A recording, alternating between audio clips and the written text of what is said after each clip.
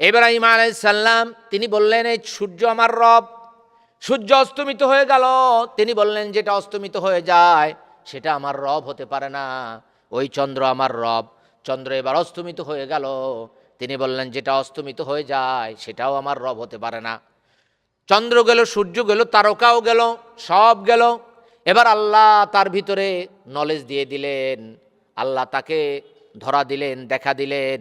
এবার তিনি বললেন, ইন্নী ওয়াজ্জাহতু ওয়াজহিয়া লিল্লাযী ফাতারাস সামাওয়াতি ওয়াল আরদা।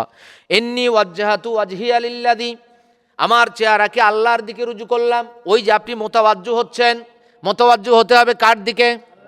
আল্লাহর দিকে। ওয়াজ্জাহাতু, আমি আল্লাহর দিকে মোতাওয়াজ্জু হলাম, আল্লাহর দিকে প্রত্যাবর্তন করলাম।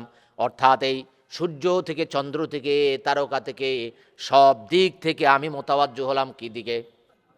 আর আজ সন্ধ্যা হয়ে গেল, আপনার ছেলেটাকে পাওয়া যাচ্ছে না, নাতিটাকে পাওয়া যাচ্ছে না, আপনার গরুটাকে পাওয়া যাচ্ছে না, আপনার ছাগলটাকে পাওয়া যাচ্ছে না, আপনার বিড়ালটাকে পাওয়া যাচ্ছে না। একবার ডাকেন না বারবার ডাকেন? কয়বার ডাকেন? বারবার ডাকেন। 19 নম্বর সূরার 4 নম্বর আয়াত, ওয়ালাম আকুম বিদুআইকা রাব্বি শাকিয়া। ও আল্লাহ, আমি আপনাকে ডেকে কখনোই ব্যর্থ হইনি, আপনার কাছে দোয়া করে কখনোই ব্যর্থ হয়নি। তার অর্থ হচ্ছে তিনি বারবার ডেকেছেন, এজন্য তিনি বলেছেন আমি কখনোই ব্যর্থ হইনি। একবার যদি ডাকতেন, বলতেন আল্লাহ আপনাকে ডেকে আমি ব্যর্থ হই না, কিন্তু উনি বারবার আল্লাহকে ডেকেছেন। বৃদ্ধ বয়সে আল্লাহ তাকে সন্তান দান করেছেন, এজন্য তিনি বলছেন আল্লাহ আপনাকে ডেকে আমি কখনোই ব্যর্থ হইনি, আপনার কাছে দোয়া করে আমি কখনোই ব্যর্থ হইনি। সুবহানাল্লাহ। তাহলে আল্লাহকে কিভাবে ডাকতে হবে? বারবার ডাকতে হবে, বারবার ডাকতে হবে, বারবার। আপনার ছেলে, আপনি এই বাড়িতে গিয়ে ডাকছেন, ওই বাড়িতে গিয়ে ডাকছেন, আব্দুর রহিম, আব্দুর রহিম, আব্দুর রহিম। আপনার কণ্ঠ কত জোরে হচ্ছে, এই বাড়ি ওই বাড়ি, এখানে ওখানে, এই জায়গা ওই জায়গায়। এইবার যখন আপনি পাচ্ছেন না মসজিদের মাইকে, এবার যখন পাচ্ছেন না বাজার থেকে একটা মাইক নিয়ে গিয়ে আপনি ঘুরে ঘুরে বিভিন্ন মহল্লায়, এবার যখন আপনার এটা শেষ হলো, আপনি বিভিন্ন ডিশ চ্যানেল, বিভিন্ন জায়গায়, বাংলাদেশ খবরে বিভিন্ন পত্রপত্রিকা ছড়িয়ে দিচ্ছেন, বিভিন্ন জায়গায় পোস্টার টাঙিয়ে দিচ্ছেন, হারানো বিজ্ঞপ্তি, আমার এই ছেলেকে যে খুঁজে দিবে, অমুক জায়গায় পৌঁছে দিবে, তাকে বিশেষ পুরস্কারে পুরস্কৃত করা হবে। ঠিক না বলেন?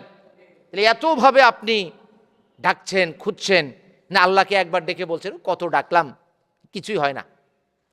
কত ডাকলাম, কি হয় না? কিছুই হয় না। আল্লাহ রাব্বুল আলামিন বলেন, উদউ রাব্বাকুম তাদাররুআন ওয়া খুফিয়া, তোমরা আল্লাহকে ডাকো বিনয়ের সাথে এবং চুপি চুপি নীরবে, কান্না জড়িত কণ্ঠে আল্লাহকে ডাকো। আল্লাহ, বিপদে পতিত হয়েছি, আল্লাহ এই গুনাহ করেছি, এই অপরাধ করেছি, আপনি ক্ষমা করে দেন। এটা একটা পদ্ধতি। 4 নাম্বার পদ্ধতি হচ্ছে আল্লাহর বিভিন্ন গুণবাচক নাম ধরে আল্লাহকে ডাকা। মনে করেন আপনার রিজিকের প্রয়োজন, আপনি বলবেন ইয়া রাজ্জাক, আমাকে রিজিক দান করো। আপনার সংসারে কোনো শান্তি নাই, শান্তির প্রয়োজন, আপনি বলবেন ইয়া সালাম, আমাকে শান্তি দান করো। ওয়ালিল্লাহিল আসমাউল হুসনা ফাদউহু বিহা। 7 নম্বর সূরা, সূরা আল আরাফ 180 নম্বর আয়াতে আল্লাহ বলেন, আল্লাহর রয়েছে উত্তম গুণবাচক উত্তম গুণবাচক নামসমূহ, তোমরা সেই নামগুলো ধরে তাকে ডাকো। সুবহানাল্লাহ। আল্লাহর যেই নাম আছে 99টা নাম নয়, কোরআনে 114টার উপরে আল্লাহর নাম আছে। ওই নাম ধরে ধরে আপনাকে আমাকে ডাকতে হবে। হাদিসেও অনেক নাম আছে। আল্লাহর এক নাম আছে মাওলা, এক নাম আছে রব। মাওলা মানে অভিভাবক, আপনার কোনো অভিভাবক নাই, মা নাই, বাবা নাই, অভিভাবক নাই। আপনি আল্লাহকে বলবেন ইয়া মাওলা, হে আমার অভিভাবক, আমাকে এটা দাও ওটা দাও। আল্লাহর নাম ধরে ধরে ডাকতে হবে, তাহলে অবশ্যই আল্লাহ ডাকে সাড়া দিবেন। আল্লাহ বলেন আল্লাহর রয়েছে গুণবাচক অনেক সুন্দর নাম, আসমাউল হুসনা, ওই নাম ধরে তোমরা তাকে ডাকো।